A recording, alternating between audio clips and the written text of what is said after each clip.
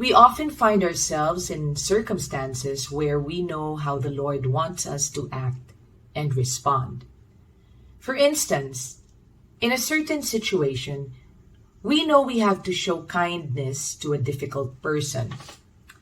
In another context, we know the Lord wants us to do our best in a work project, or obey our parents, or participate in a particular ministry. And yet, many times, even if we know what God expects of us, we complain inwardly, we act half-heartedly, or decide outright not to do His will. This is in contrast to how our Savior lived when He walked this earth.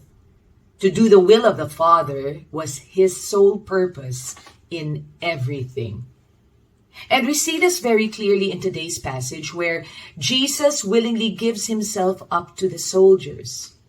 How ironic that Jesus was in perfect control of all the events and could have stopped things from unfolding anytime, and yet He submitted to the divine plan for our redemption with no resistance.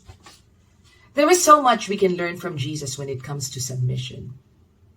He who is God gave Himself over to death in perfect humility and surrender.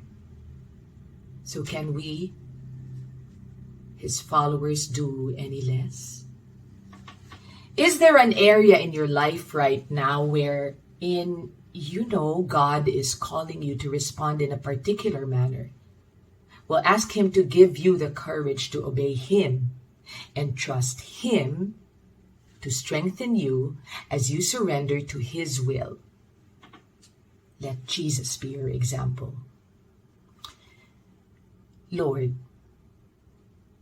help me to submit to You in perfect obedience like Jesus.